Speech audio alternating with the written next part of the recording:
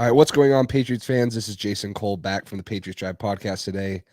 And we're just receiving news. It came through yesterday on NFL Network. Ian Rapoport first reported that J.C. Jackson is expected to hit free agency. New England is going to let him test out the open market, not place a franchise tag on him, and see what his value is on the market. And there's a possibility he can come back and New England can match an offer for him or say that we'll give you that. But I think it's unlikely. What are your thoughts, Cole?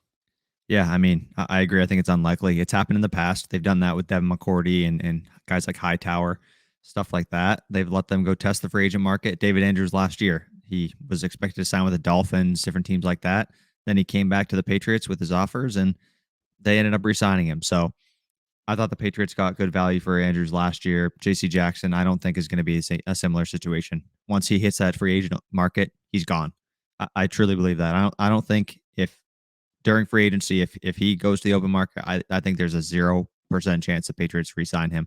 I think he's going to see all the money out there available for him, and I think he's going to take the biggest offer because that's what he wants.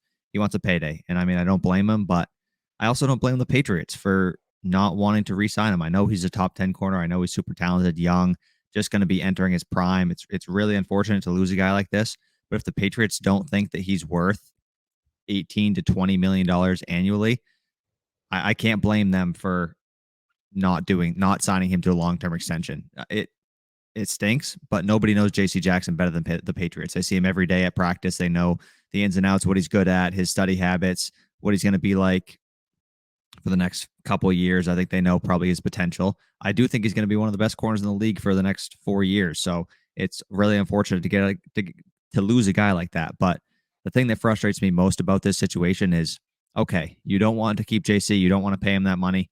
Fine, do what you want to do. But there's absolutely no reason why you should not franchise tag him and trade him for a first, second round pick, a stud player, Calvin Ridley, whatever you can get value wise for JC Jackson. There's no reason why you should let that asset go to waste. You should not just let him walk on the free agent market and maybe not get a late third round comp pick next season. It doesn't make any sense to me. So that's the part of this situation that frustrates me the most. It doesn't make any sense. If you want to let him go and you don't think he's worth the money he's asking, that's okay. But at least get value for an asset. I hate the whole move in general. And you know how I feel about this. I think that he is 100% worth the money. He's 26 years old. NFL corners don't start figuring it out and really start, playing like he hasn't been the most consistent. I'll give Patriots fans that. I think that everyone's cries for, help when we play the Bills and him getting torched by Diggs. There's some truth to that. But I threw it out last time we talked about JC Jackson. Jalen Ramsey got torched the last 2 games against the Bucks and then against the Bengals in the Super Bowl and in the playoff run. Like cornerbacks, the way that the NFL is set up now, it's so hard to play the cornerback position and win consistently. He's the highest graded cornerback in man coverage on PFF. He allows a 43% passer rating, 43 quarterback rating for quarterbacks, and it's like now I'm dropping the ball on you. Sorry, guys. It's a 47% reception percentage in man coverage. He's one of the best man corners in the game. And when have the Patriots been their best? When they play man coverage and they can lock down as half of the field. And I don't know if there's anyone out there in free agency or the draft that can come in and make an immediate impact like J.C. Jackson would have this year. So I'm totally against the move. I think that it sucks. And we're banking on Bill Belichick repeatedly get guys either late in the draft or in the undrafted free agent market and make them into JC Jacksons. And I think at one point, New England is going to run out of luck in that. And we're going to, I hope that it doesn't screw up our year this year, but I have no confidence in Jalen Mills being cornerback 1. And if we go the rookie route, bringing him as a cornerback 2, you're going to see that cornerback get exposed a lot more than what you would have seen JC Jackson. And that completely changes the complex of the defense this upcoming year. I mean, we thought we were thin at cornerback last season. Now you take away our number 1 corner, our top 10 corner in the league. I wish JC was staying. I wish he was asking for more realistic money of what his value is. But I understand everybody wants to get paid. Everybody wants the most money they can get. I know he wants to be with the Patriots, but he clearly cares about getting that big payday over taking a little bit less and staying with the Patriots, which I don't blame him. It's a business decision. Do whatever you want to do. That's absolutely fine.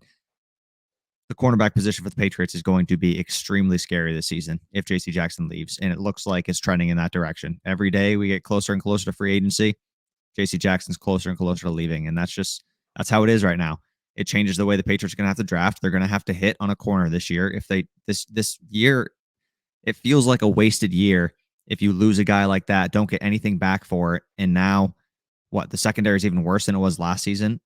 Not that it was horrible last season, but it was thin. One injury, and you see what happens against the Bills when you lose even a guy like Jalen Mills, your second corner. So we lost Jalen Mills, Jonathan Jones last year in spurts. Jonathan Jones was done like halfway through the year, I think after the Cowboys game. But I don't know what they're going to do. I honestly don't. And you got to think that Belichick has some confidence that he's going to be able to do what he usually does if he's letting JC walk like this. But it's hard to rely on undrafted free agent hits, late round pick hits constantly and over again, year after year. You're not always going to hit.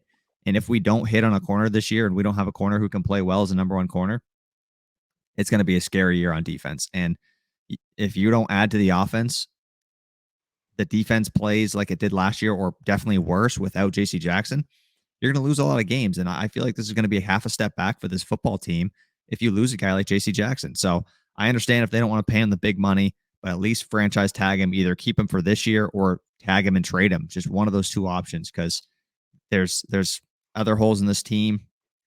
Corner is now a glaring need. It's the biggest need on this team, and this defense is going to look a lot different next season if JC Jackson is not a part of it. And the thing too is, you look at the free agency market, there's not many guys that I like. JC Jackson, obviously, we're saying he's off the table. What are the odds Stephon Gilmore comes back? I'd put it, lower than JC Jackson coming. Are you going to go out and pay Carlton Davis the money that JC Jackson wanted? And now no, you're not going to go pay him that. So now you're looking at a 33-year-old Casey Hayward who's coming off a good year, but he's mostly played zone coverage.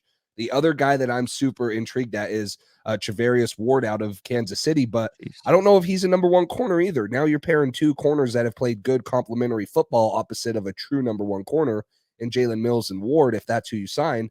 And you're relying on one of them to be a dude. And, maybe it's Ward. He's still only 26. He's JC Jackson's age, but there's just not a lot of guys in this free agency class that I love going out that can come in and make this defense close, or if not better than what it would be if JC Jackson was on this team. So I see the defense taking a huge step back unless something magical happens. And the flip side of this is, okay, yeah, maybe we go get a wide receiver one. Not bringing back JC Jackson, there's going to be ways to spend money. We still have that. If you haven't watched the video where we outlined ways to free up cap space, we can make a lot of cap space and go sign dudes.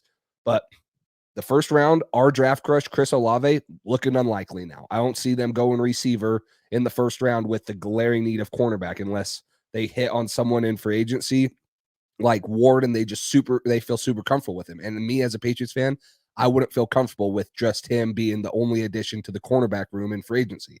So it's concerning to me. It's scary. I love JC Jackson. I think that when you find a guy like that, and I know it's the Belichick way, and I wasn't too mad about it when Butler left or other guys, but when JC Jackson's playing as good as he is, he's creating turnovers. He locks down the field. He's a super good scheme fit for the Patriots.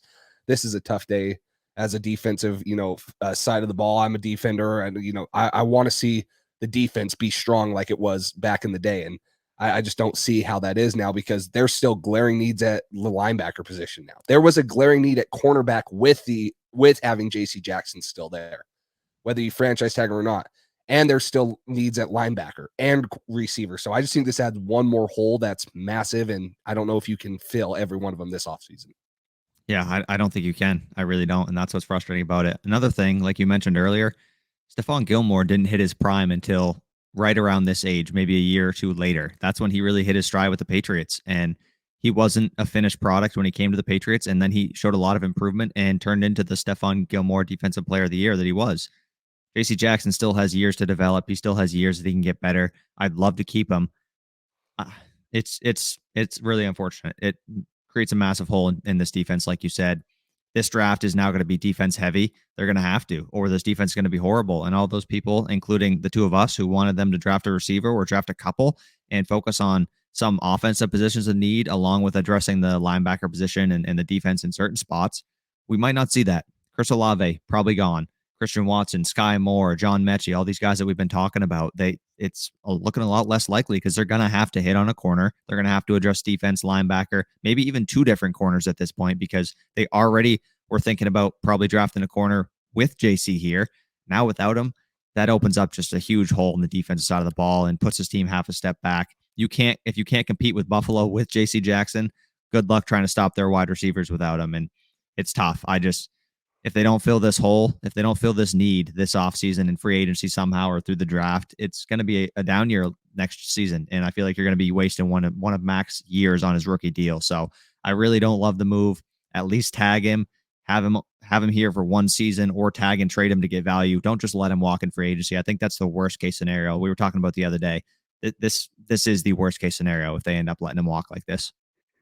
Yeah. So I hope Patriots fans are prepared to see what it's like without having a true cornerback one on the outside. And, people have been mad at JC Jackson, but we'll see how, the defense is playing, and the secondary especially is playing 10 games down the road in 2022. But that's it for us. Make sure you guys comment down below your thoughts on the JC Jackson news that was received during the combine. Let us know who you'd like to replace him with, whether that's free agency or the draft. And make sure you guys like, subscribe, and comment to stay up to date for all the offseason news.